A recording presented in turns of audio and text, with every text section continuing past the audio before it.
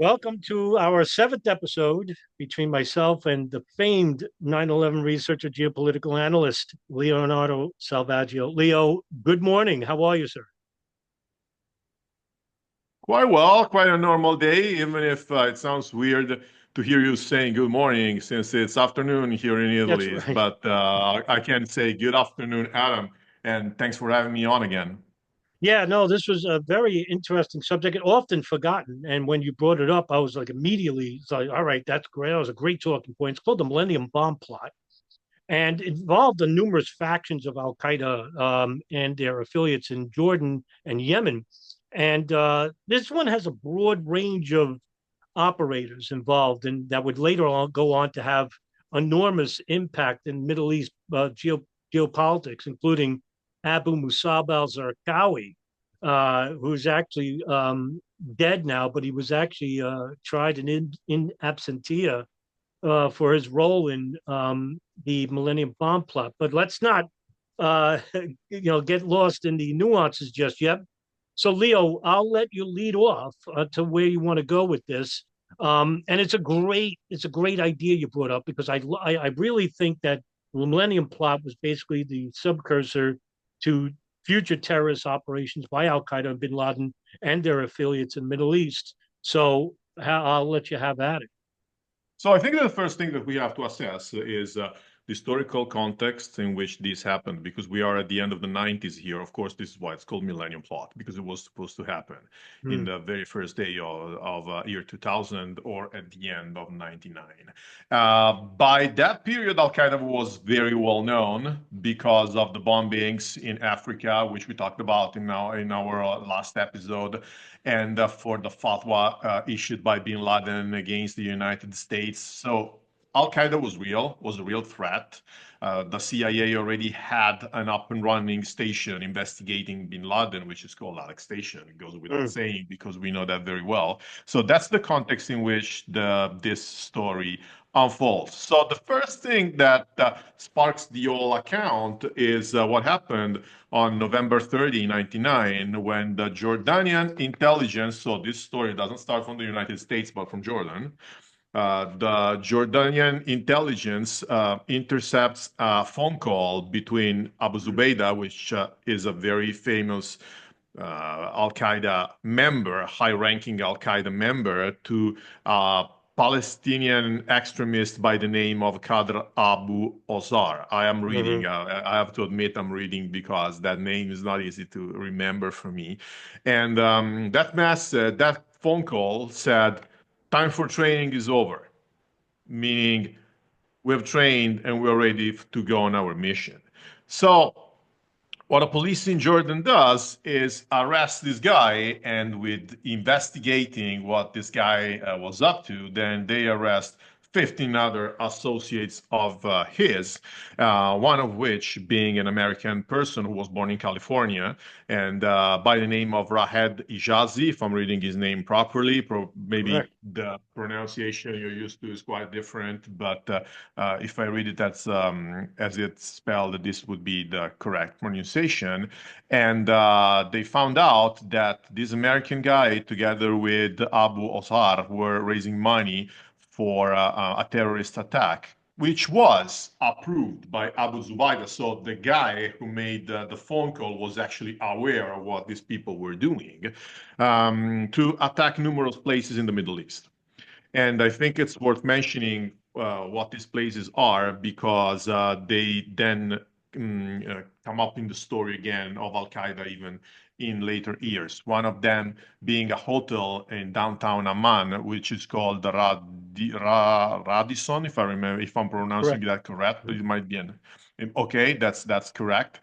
And then a bridge at the border of Jordan and Israel, and two Christian worship sites in Jordan.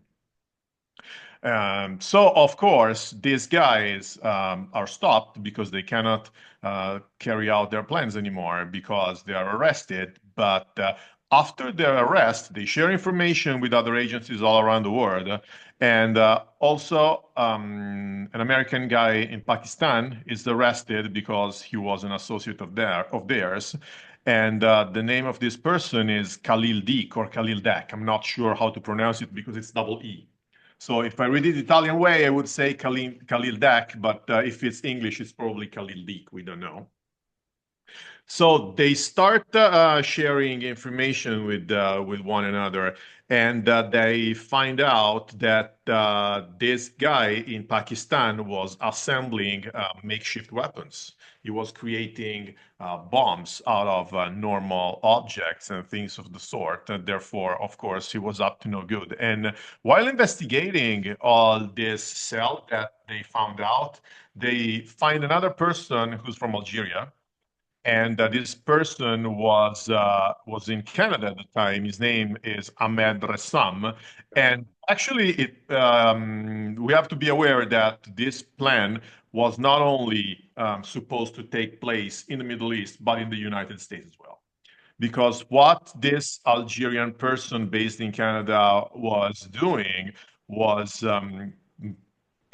he was planning to bomb an airport in California, which was the Los Angeles International Airport, and he was just using again makeshift weapons such as bombs out of spray cans or something very PCs, laptops, PCs, so normal objects that would create no suspicion when spotted.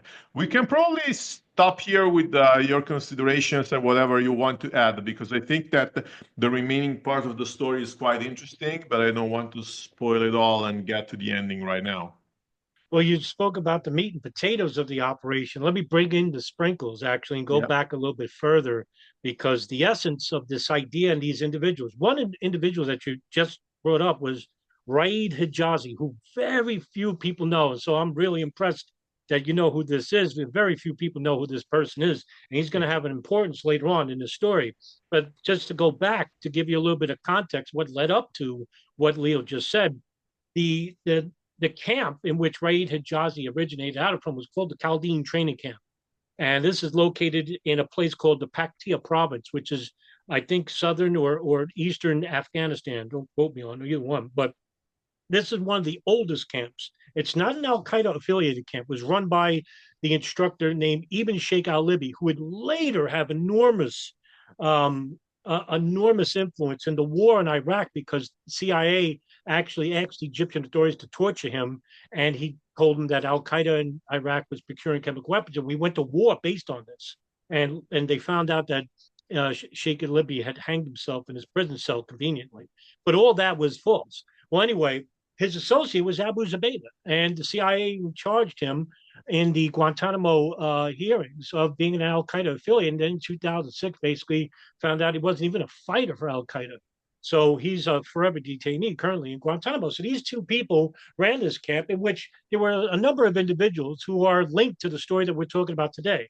One of them is Muhammad El Hazi, the other is Raid Hijazi, and another person is Nabil Al Marab. Now, I did an article about Nabil Al Marab, which is basically these three individuals would all train at this camp, and then 10 years later would meet up again as cab drivers in Boston, Massachusetts, just out of nowhere. So a lot of these guys basically brought up ideas, and what the ideas was, they were going to blow up a bridge. I think it was the Golden Gate. I'm sorry, the Brooklyn Bridge or the George Washington Bridge. The bombing of a USS warship, which later turned out to be an idea that was brought up by um, Al Nashiri, Al Nashiri, and then the idea of bombing a oil tanker in underneath the bridge in the United States, and most notably, it was going to be either in Boston or New York. But what happened was the FBI in Boston were investigating drugs that were coming in the country from Afghanistan, most notably heroin, because at this time the Taliban took over the country, and some of the drug warlords who were not affiliated with the Taliban were procuring, the drugs that was, growing in I forgot the name of the area. Damn it, I can't think of it. I can't think of the area right now where they grow the poppy fields in Afghanistan. But basically, what happened was these drug warlords were sending heroin shipments over to Boston, Massachusetts. And one of them was identified as being an Al Qaeda associate who knew Raid Hijazi. Hijazi had no connection to drugs, but the FBI found out who Raid Hijazi was. And so, because he didn't have any connections with the drug trade, but they didn't know that he had trained at the Chaldean training camp, they asked him to become an informant, and he agreed. And so this guy became an informant for the FBI. And then what happened was that they were giving him information about Arab fundamentalists inside the United States, and also in countries such as Yemen and Jordan and Afghanistan, all linked into one operation. And so Hijazi actually goes back to Afghanistan and then returns back to Boston. And meanwhile, the FBI just keeps him on as an informant. And Hijazi was supposed to go to Jordan, and that's when Jordanians had had a meeting with the CIA. Now, at this time, as Leo just brought up, the CIA had their own operation at the Al Qaeda Yemen hub, and it was from this intelligence that the NSA had heard about a phone call that was in December. This is before the Hoshar and Abu Zubaydah phone call about operations that were in place for Jordan, the United States. And this would turn out to be a multi-layered operation that Leo just described about the bombing of the Radisson Hotel, the bombing of the LAX airport, and of course, attacking the borders between Israel and Jordan and attacking Christian churches. It was a huge operation. This was enormous. And it involved contacts within not just the Middle East and the Arabian Peninsula, but also to Canada and the United States. And the border between Canada and the United States would become the epicenter from here on, because a lot of the operators, especially Ahmed Rassam, as Leo brought up, had come from British Columbia to the United States, which he's going to relate to you in a bit.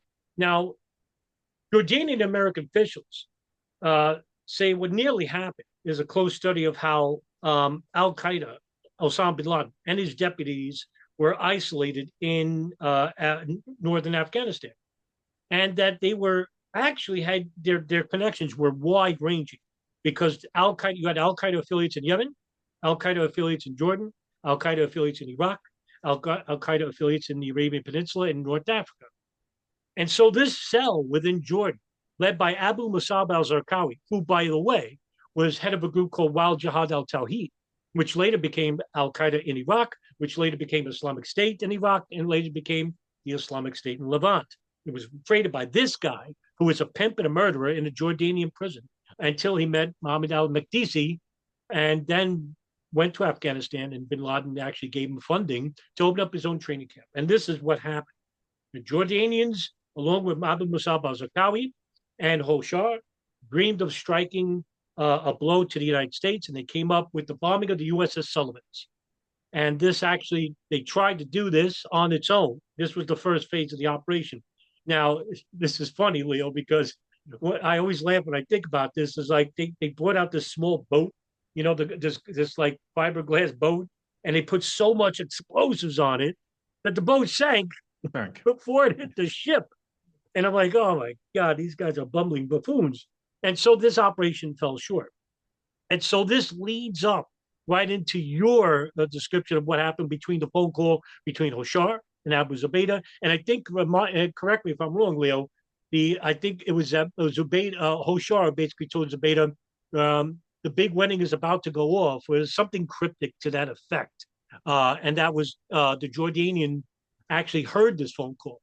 And the only reason why they heard about this phone call is because preceding that was the NSA had overheard about a phone call placed to Jordan in December of '99.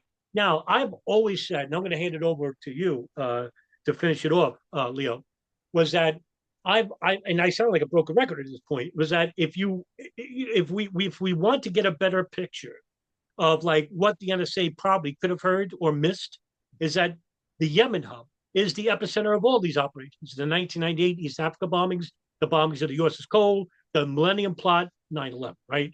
So you know that these people are talking about operations. They're always talking about terrorist operations. Did the NSA miss these calls? Did they miss these? I don't know. I don't know what they missed what they probably heard or didn't hear or misconstrued. I don't know. It leads into conspiracies too.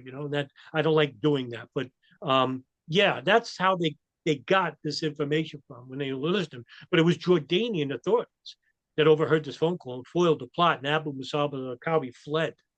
But Ahmed Rassam was on his way to British Columbia, wasn't he, Leo?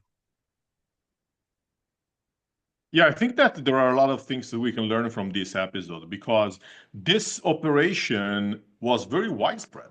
And if you think about it, they never actually carried out an attack that was so large because it includes Mm. everything from California to the Middle East. And I think that there's a lot of lesson learned that they could have taken, and maybe to some degrees they did.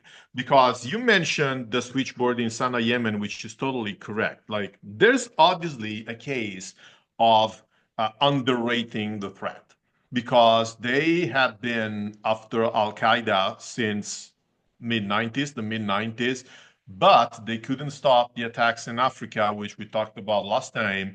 And well, yes, they managed to stop this Millennium plot, but not totally, because there's something that we didn't mention that is that actually Al Qaeda and their associates had other attacks that they were planning. You mentioned the bombing of the USS the Sullivans, which is correct, that the boat sank, but also what was on their agenda was the hijacking of an Indian Airlines plane, which they did, and Yes, that's right. they That's right. couldn't carry out the attack as they wished completely, but at least they made it to hijack that plane and to make it land in Afghanistan, if I remember well. I think it was Kandahar. That was not on the original route that was foreseen for that civil airplane. Therefore, they could not stop entirely this big chain of attacks. And I think that another thing that we can learn from this story is how the terrorists were creating fake documents to travel around. You know that there's a full monography called Terrorist Travel, 9/11 and Terrorist Travel, done by one team of the 9/11 Commission. I also have on the channel one of the commission members who participated in writing down that document. Her name is Janice Kephart, and I have a very Yes. good interview with her on my channel. If you want, if our viewers here can go check it out. And of course, we have here people faking their documents, faking their identities to move around because this person, Ahmed Rassam, was moving from Canada to the United States just driving because he was showing fake documents. Therefore, he could go wherever he wants, wherever he wanted. One thing that I also think is worth mentioning is that when I spoke last year to former CIA officer John Kiriakou, he told me that actually there were two people by the name of Abu Zubaydah. And when they were investigating him, they found out that he had done so many things that they thought he was like the superhero of terrorists. But Mm. actually, when they arrested him, they found out that there were two first cousins with same name, but with the name of Abu Zubaydah. And being Italian, I can totally understand how two first cousins can have the same name because I don't know if that's the case for Arabs as well. But for instance, in southern Italy, it was pretty popular till the 50s or even later than that to give the son, one person's son, the name of that person's father. Therefore, of course, first cousins would have the same name. That was totally normal in Italy a few decades ago. So I don't know if that's the case for Abu Zubaydah as well, but there were two people by the name of Abu Zubaydah. To this day, I am not sure if the person involved in this phone call was the one arrested in Pakistan or his cousin. I don't know, and I don't want to speculate on that. You brought up the incident I forgot all about, which was the hijacking of Indian Airlines Flight 814. And something me and co-researcher DJ Tomadena, we talk about all the time back in the past, because it had such implications about what was going on here. And it was a group called the Harakat al-Mujahideen, which is basically a Pakistani group that has affiliates with Mullah Omar and the Taliban, and of course, bin Laden in Afghanistan and Al Qaeda. And what they did was they landed the plane. I think it was, like you said, was going to Kashmir and instead landed in Lahore, I think. And then he asked for the release of five terrorists that were imprisoned. One of them was Omar Saeed Sheikh, who has enormous influence with the terrorist community. Basically, he's a contract terrorist who has links to the Pakistan ISI. Here's a guy that basically was involved with numerous terrorist operations all throughout Southeast Asia, and basically was one of the money handlers from the Pakistan ISI and Al Qaeda. And it's alleged that he actually gave $100,000 to the ringleader of the 9/11 attacks, Muhammad Atta, in the year 2000, 2001. Immediately, after this operation fell apart, Jordanian officials actually arrest Nabil al-Marab, and they connect him to an individual named Lukai Sakara. Lukai Sakara is also a member of Al Qaeda and has connections to terrorist underworld all throughout the Middle East and Southeast Asia. And they charged him in absentia in 2002. And that while they were on the run, Al-Marab and Lucas Sakara basically thought of an idea. And this is something that a lot of people don't realize because it's often forgotten in the annals of history. And it's also 23 years ago, was that they had stockpiled the equivalent of like 16 to 20 tons of TNT. And they were going to bomb entire neighborhoods in Boston. And the key plotters were, of course, Al Zarqawi, who was on the run in Jordan, Lukai Zakra, and a person you mentioned before, Khalil Deek. This is why I wanted to talk about it. I was like, oh, he brought up some names I haven't heard in years. Hijazi, who's wanted now by Jordanian officials and the FBI, would basically give information, and it was enough to basically satisfy the FBI. And so now there's an arrest warrant for Al-Marab, Khalil Deek, Abu Musab al-Zarqawi, and the rest of the remaining operatives involved with this Millennium bomb plot. And so the FBI, who basically long suspected Nabil al-Marab and Raid Hijazi of being al-Qaeda operatives, but they couldn't really pinpoint it. So now you have a number of intelligence agencies, including the CIA, Pakistan, Jordan, and Yemen, all working to basically bring these guys, have them renditioned and then tried for their part in the Millennium bomb plot.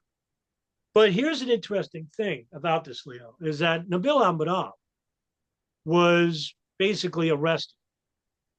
He was tried in Jordan, like I said, for his role in the Millennium plots, and he was wanted for in absentia. But then all of a sudden, he's actually arrested. And basically, nobody hears from him ever again. So he just like disappears off into the annals of like mystery.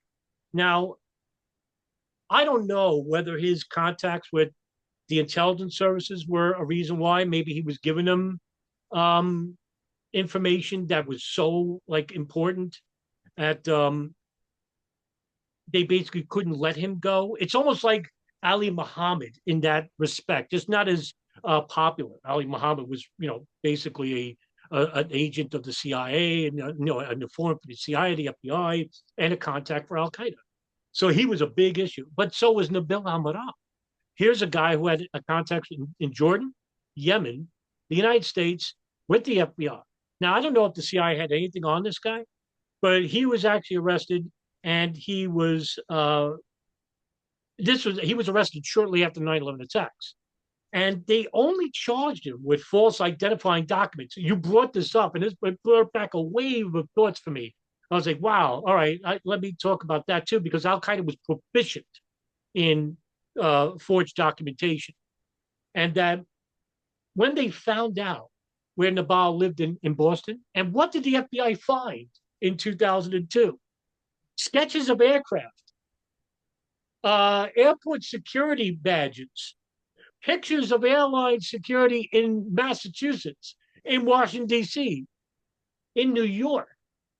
So a lot of these people basically forgot about this guy and forgot about his the history of him having so many ideas that would later translate to future operations, such as the Millennium plot and of course 9/11.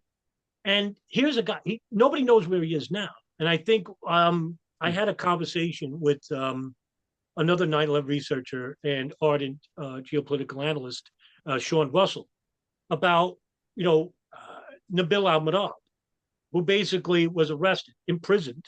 Actually, the FBI had him as a top 30, top 30 must capture terror suspect. When he was arrested, he actually disappeared off the face of the earth. And it really, it just, I can't believe that this guy just drops off. Nobody knows where he is. The FBI says he escaped from jail. They won't elaborate on it further, and he just basically disappears. But here's Ahmed Rassam, right? He comes in from Canada to the United States. But how does he get caught, Leo? He got caught because I don't remember. Did he make something wrong with the bombs he was preparing? I don't remember. Yeah, because I know you spoke about this. It was a long time ago, actually. He goes into he drives a car to get inside the United States to British Columbia, to go to and California. It was a customs official that said open up the car, and they find the bomb components in a spare tire, and he runs off. In the spare tire well. Now I remember reading that because he had these bombs in the spare tire well. Yeah, That's now right. I remember reading that.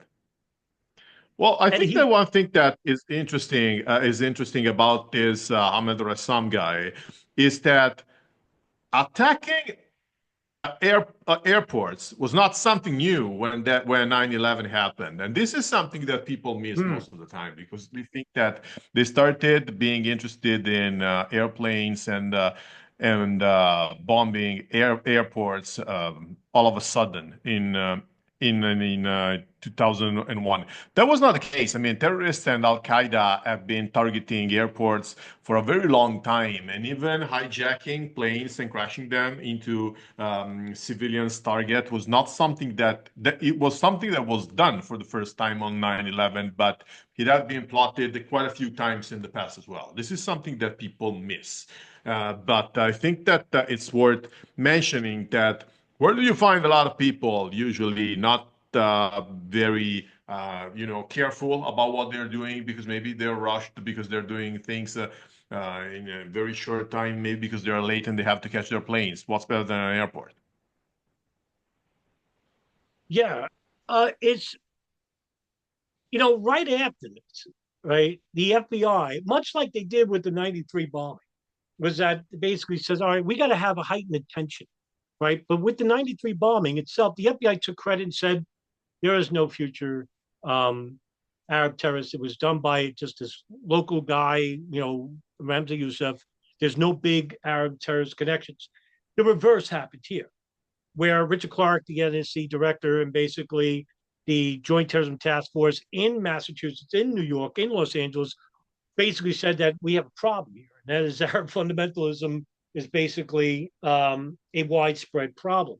And so, right at the heels of the Clinton administration, here comes the Bush administration and dismisses the idea that there are Arab fundamentalist cells inside the United States. They focus on the Cold War revisitation of countries like North Korea and China and how the socialist communist countries are basically influencing the financial sector and Wall Street. And basically, nobody from the Clinton administration was hired into the Bush administration, with the exception of one individual, and that's Richard Clarke. And that's only because he was widely respected within the National Security Council. So they invited him to become part of the principals meetings, but you can't talk about Al Qaeda. And if you want to do that, you have to have a separate briefing with the president in which he basically begged the National Security Advisor Condoleezza Rice to talk about these issues, talk about the ideas of what the Millennium bomb plot were going to mean for the future. And Bush didn't even want to hear it. Didn't care, didn't think Al Qaeda was a big issue, right? And it just comes at a convenient time to where this, this big operation, and this was, like you said, Leo, this was such a huge operation. I think the biggest of its kind, more bigger than 9/11, bigger than, the Pachinko plot, bigger than the '93 World Trade. This involved numerous countries, numerous operations. It was huge. And basically, it was the one time where the intelligence services, got right ahead of it and basically, ended the operation before it became successful. And the only thing that was successful about was as you said, the hijacking of Indian Airlines Flight 814. But the Millennium Bomb plot didn't go off. The attacks on the Jewish border between Jordan and Israel didn't go off. The bombing of the USS Sullivan's didn't happen, and of course the bombing of the Radisson Hotel didn't happen. Now, like imagine this took place. This would be, a huge, huge international scandal. Sorts. All the intelligence services failed us, but it was the one time where I could say that the intelligence services were successful, and they took a lot of credit for this, and rightfully so. But what does this mean for the future? And what does this mean for what lead up to 9/11? Was that the 9/11 attacks could have been prevented had the domestic intelligence agencies like the CIA and the NSA shared with the FBI. But the CIA basically wanted to recruit Khalid al-Mihdhar and Nawaf al-Hazmi as informants, and that failed. In the same fashion where the FBI tried to recruit um, Ali Muhammad, and they did, and Nabil al-Madab, and Raid Hijazi, in which they did with Hijazi. They couldn't get to al-Madab, but I mean, they tried with Khalid al-Mihdhar and al-Hazmi, and they failed. And this was an issue because had the FBI basically had information, could have maybe stopped part of the 9/11 plot or all of it. We'll never really know, but it just goes to show you that the intelligence services we're working together, and this is basically one instance of that. And they deserve a little bit of credit for that, a lot of credit for this, because it basically stopped thousands of people from being killed. But like I said before, I think it's interesting to note that people like Nabil Ahmadab just disappears, just like Ali Muhammad. We talked about this before, me and you, where, the FBI, the CIA, nobody's, saying anything, but Ali Muhammad's somewhere. Was he charged for the 1980s Africa bombings? They say he did, but is he serving out his sentence? Or is he like with Nabil Ahmadab, and he's just forever in the witness protection program and basically just disappears with face of the earth? I don't know. Is there more to it? Was there, more nefarious connection between, say, the fundamentalist groups and the intelligence services? I couldn't tell you. And like I said, I only use speculation if it's necessary. So in this case, we do have some questions regarding the Millennium Bomb Plot. But I think the bigger questions basically were answered themselves because the operations were stopped. And I'll let you end it with your own thoughts. Well, I first off would like to comment on something that you said. That probably the CIA was going to I'm missing the English word here. Enroll. No, it's not to hire the two hijackers as informants. I used to think that as well. I'm not that sure after seeing the video of Al Bayoumi shooting videos in Washington Okay. D.C. and talking Okay. about the Fair enough. not that sure anymore. But actually, maybe the CIA was relying on Omar al-Bayoumi, and because the CIA wanted the informants and Omar al-Bayoumi was a terrorist. We'll never know. Okay. Unless we catch that guy, we talk to him and he's interrogated. I think that we'll never know. I think that there's something else also that this story can teach us. That is that a lot of times, not always, but a lot of times when terrorists fail, they come back because we all have in mind that they bombed the World Trade Center in 93, they didn't make it, and they bombed it again with a totally different technology in 2001. But also, after failing to sink the ship that we mentioned, they managed to attack another one, the USS Cole, a few months after, because they failed the first time and they tried again. And also, the Radisson Hotel in Amman was actually bombed by Al Qaeda in 2005 with a plot that was very similar to the one foreseen for year 2000 for the Millennium plot. So maybe the terrorists wanted to use this kind of approach. We failed once, we're trying again, we're trying again, we're trying again. That was probably also overlooked because I remember when I was in New York a few years ago, I was talking to one of the responders who was teaching lessons for the firefighters about security. And he said that the cover of the book before 9/11 had the World Trade Center with a target on it pre 9/11. And after 9/11, they just erased it. They just put a blank page on the cover, meaning that everyone was aware that the World Trade Center was a high-profile target for terrorist attacks, and probably the CIA, the FBI, everybody in the U.S. government just failed to understand how serious the threat was. Yeah, I think it's a really interesting idea you bring up about the revisitation of Al Qaeda failing at first and then revising their attacks later at a later date. 93 is a perfect example of this, right? Because actually, a individual with security, um,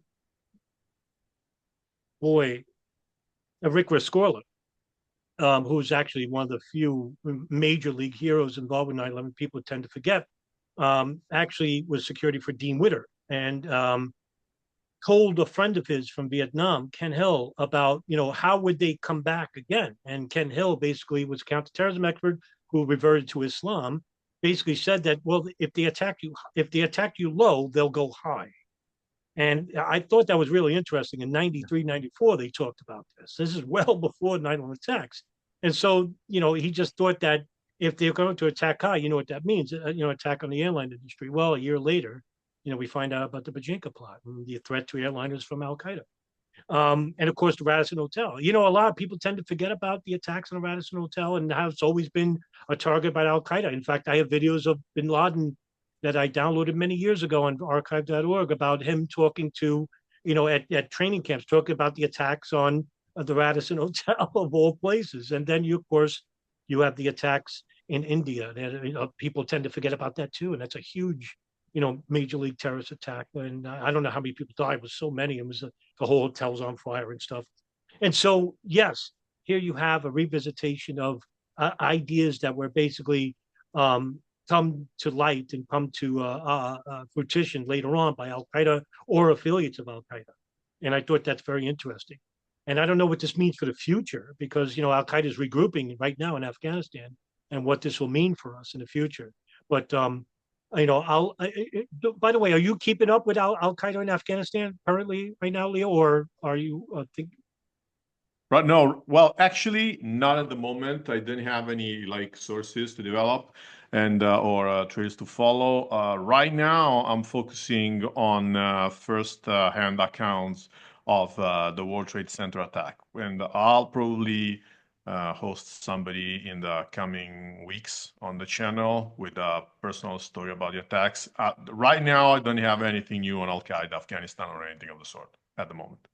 Yeah, it's interesting to note, like, Al Qaeda is regrouping in Afghanistan currently, and I wonder if the ideas of the past that we talked about today, Leo, is going to be well versed in the mindset of Al Qaeda today. Where I think, and I interviewed Sarah Adams and an informant that was involved with Al Qaeda in North Africa, and talked about how they're going to lay low. They didn't even name an emir yet. Bin Laden was very outward in his attacks, very grand. And now I think Al Qaeda will revert back to more guerrilla styled attacks. And if that's the case, that will go back to what we just talked about today, the Millennium plot. So, Leo, I'll leave it up to you to end the show. Any other thoughts on the subject? Yeah, I think that so something that I thought recently while restudying these events to make these shows with you is that Al Qaeda was big and was real and it was important at the end of the 90s. Because, so as you know, I've been covering 9/11 since 2006, and in the first year I was dealing with the conspiracists, and then I said, okay, this is boring. Let's move to something more important. So I would say that just to come back to conspiracy theories, uh, conspiracy theorists are basically ignorant people because if they knew their history, they would know that by the end of the 90s, Al Qaeda was big and was existing. So they cannot come up with ideas, crazy ideas such as all of a sudden, all out of nowhere, the US government came up with Al Qaeda and no one had ever heard about Al Qaeda before that date because that's stupid and that's incorrect.